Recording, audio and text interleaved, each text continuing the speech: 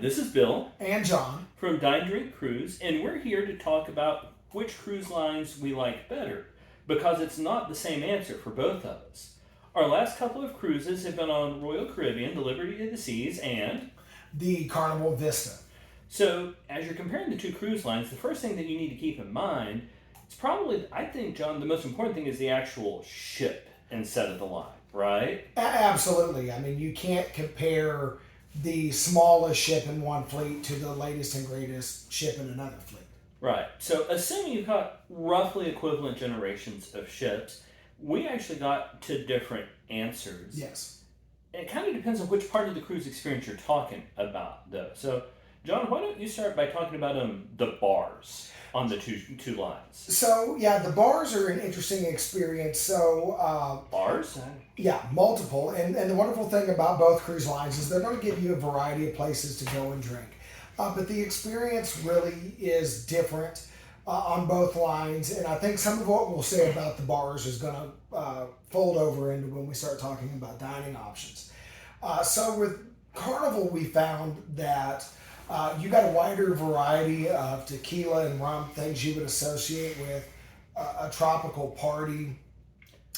You also, on some Carnival ships, get an onboard brewery, and that gives you the opportunity to try some really unique craft beers that you can't get anywhere else, and that gives you a really good selection. On the other hand, with Royal Caribbean, we found that there were more high-end whiskeys and cognacs and that sort of thing. And if you were in a mood for more classic cocktails, say a really well-made martini, there's at least one or two bars on board that are going to be able to scratch that itch. For myself, when I'm taking a tropical cruise, I want tropical drinks. And for that reason, I think I really preferred the drinking experience on board Carnival. So, I can see most of that point, right? And I actually like the spaces on Carnival better than the spaces on Royal Caribbean. Now, that's because of something I think we'll get to later on. The ship is so darn chunked up on Carnival that it's easier to create hideaway spaces. But sure, Carnival has some great drinking spaces. One of the other advantages is that the tiered drinking package on Carnival has a higher limit. In terms of going to bars, and one of the things I did like about the Royal Caribbean experience is if you go over whatever the limit is on their ship, you still get a credit of that much against whatever drink you've got. One of the things which bothered me on Carnival was they had a couple of really high-end rums or tequilas I wanted to try that were priced at $21 a glass. The price of the drink package was $20, and you didn't, or rather, the limit was, so you didn't get a $20 credit against that $21. You got something like a 25% off, or Right. whatever. So, yeah, absolutely. If you're chasing high-end spirits, especially if you're buying the drink package, Royal is no doubt the better deal if that's where you... But even then, even on the spirits, right? Like Royal had some better whiskeys. I don't know that Carnival didn't have better rums and tequilas. So I'm with you, right? I think that the bars on Carnival were better. But I want to talk now about something I think that Royal Caribbean does better, and that's the main dining room experience. Yes. So on the Vista, it felt like I was eating at Applebee's. And here's the thing. I like Applebee's. I don't like Applebee's for 7 nights in a row, particularly when it's the same people at your neighborhood Applebee's for 7 nights in a row. And the dress got progressively looser, and it was kind of the same food all the time. One of the reasons I like Royal Caribbean is the main dining room felt like more of a dining experience, and frankly, I like the food options better. Well, and I think Applebee's is a bit of an extreme comparison. I would say more like the ballroom of a Hilton or an Embassy Suites. The space was not as luxurious as the dining space on board Royal Caribbean, and the menu wasn't as refined. And yeah, if you want to see people dressing nice for dinner, particularly on formal nights, but even on an average night, that's going to be more of a high-end dining room on Royal than you get on Carnival. And I will admit, I was a little disappointed in the main dining room on Carnival. But since with the main dining room, we're talking about included dining options, Carnival, I think, gave you a lot more options if you decided, you know what, I don't want to deal with the dining room, but I don't want to pay for an add-on meal experience. Carnival just had more variety of included food. You got Guys Barbecue, Guys Burgers, Blue Iguana Tacos. The pizza on Carnival is just better than on So, Royal, so and that's a trade-off. I think that is one of the things worth reminding our viewers about. That's very much a ship specific thing where you've got to be comparing like ship to like ship. So if you're comparing the Vista to the Liberty of the Seas, then John's correct, right? Like there were more free food options on the Liberty, or at least ones that I liked, or rather on the Vista than there were on the Liberty. But if you're on one of the newest Oasis class ships versus something like the Carnival Dream, right? Like that equation changes. But sure, like ship to like ship, they had more free options, but the buffet on Carnival wasn't good, right? Like for one, so the last couple of Carnival cruises I've taken on the Vista and on the Dream, they've got like four different lines, and they're in like the dumbest fire drill I've ever seen. The buffet lines point in towards one another, right? So like the architecture is horrible. There, it's the same choices at four different stations. So sure, there are fewer specialty restaurants on your same size Royal Caribbean ship. However, the buffet is a whole lot better on Royal Caribbean. That's true, but since the buffet is pretty much the most likely vector of disease, I try not to eat in it anyway. Before we move on from included dining, I did want to point out one difference, which I think matters less to you than it does to me.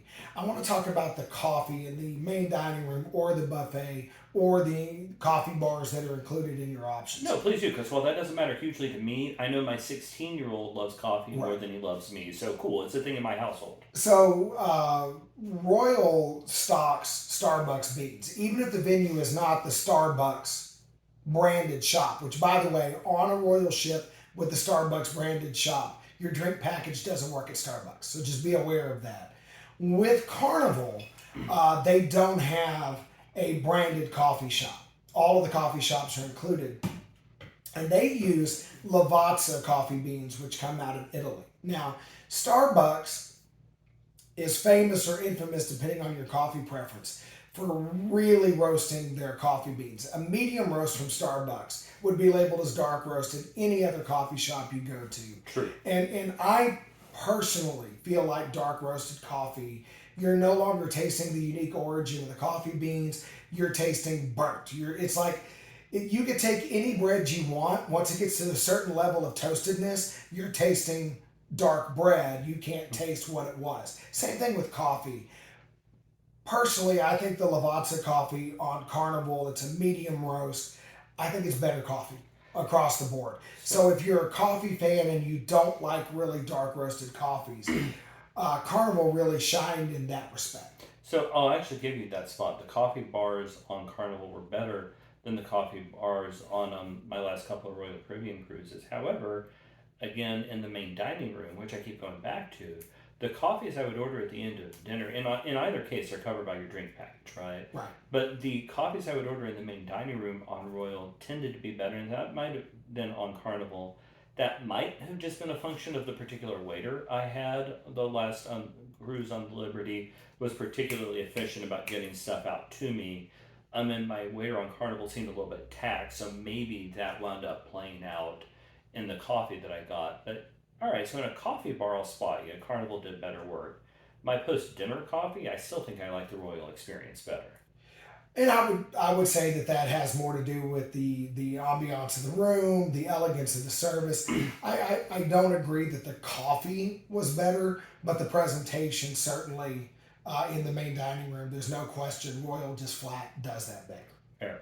So, one of the things that I distinctly like better on Royal Caribbean, and it's not even close, when I go on vacation, I like to feel like it's a special experience. And one of the things I particularly hate is standing in line. Um, I book suites most of the time, not all of the time, but I book suites most of the time for most of my cruises. And if you're going to book a suite, the experience on Royal Caribbean is just flat out better. It'll depend on the particular ship you're on, but there's going to be some sort of a reserved space like a suite lounge. You'll get a short check-in line on either cruise line, but on Royal Caribbean, you've got a suite lounge there. There will be a concierge, so you have a short line for customer service, right? Effectively, You have your own customer service agent. There will tend to be things like drinks. There will tend to be things like snacks. Sometimes free treats delivered to the room. If you're looking for a premium experience on a cruise, and if you're booking a suite, then I would absolutely go on Royal Caribbean. Yeah, and I agree with you on that. I've only had the opportunity to sail in a suite one time. So, just so the viewers are aware, I have twice as many kids as Bill does, and we live in Better different choices. tax brackets. So, uh, for me, the cruise in a suite was a rare splurge. I'm doing pretty good to be able to afford to get on the ship in the first place. But yes, if you're going to be booking a suite, I think Royal does that better.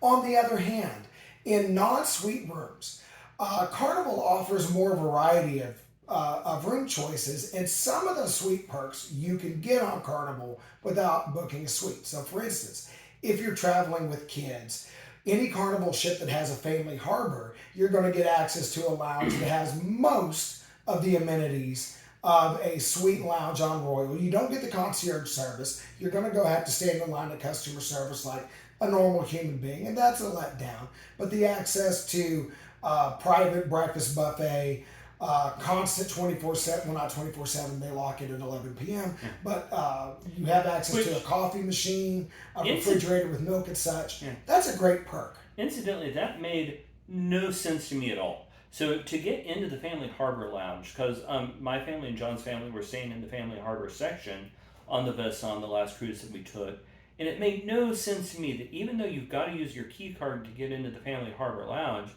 it was locked from some point, like 10 or 11 at night, until about 7 o'clock the next morning.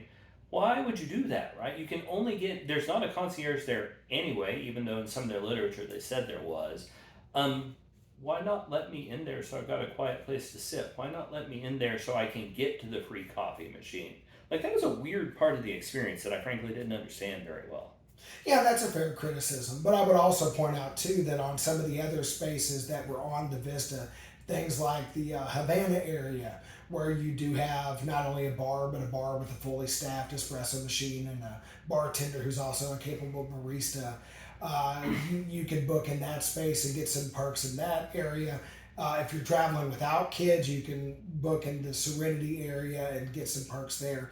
I just think for the non-suite traveler, if you can't afford to step all the way up to a suite, but you're willing to spend an extra $100 a passenger, there are some things you can get on Carnival that mitigate some of that difference. It doesn't get all the way there, and there definitely are some advantages to a suite on Royal if you can afford it and if that's where you want to spend your money.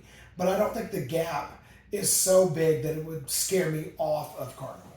Fair. So overall, which line do you think, assuming the same level of ship and all that, I think you like Carnival better. Why is that true as an overall judgment? Well, we tend to sail out of Galveston, and so we're going on tropical trips. And I just think the entire vibe on a Carnival ship, it really feels like you're going to that tropical vacation. Like I said, their bars focus on tequila and rum.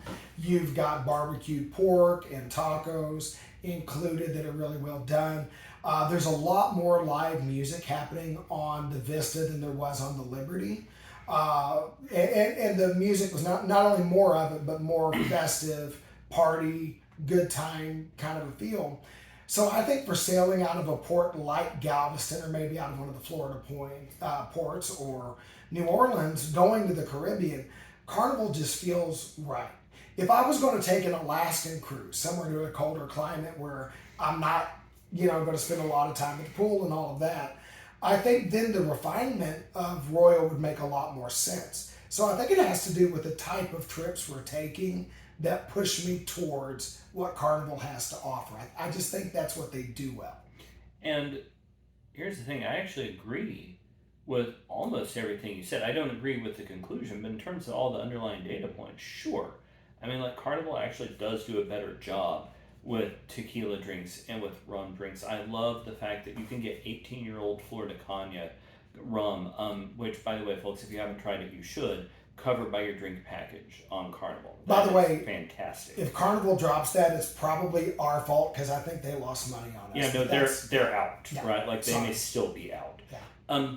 So yeah, and they had some incredibly good tequilas and all that. It turns out that I'm a whiskey guy. Ooh, look.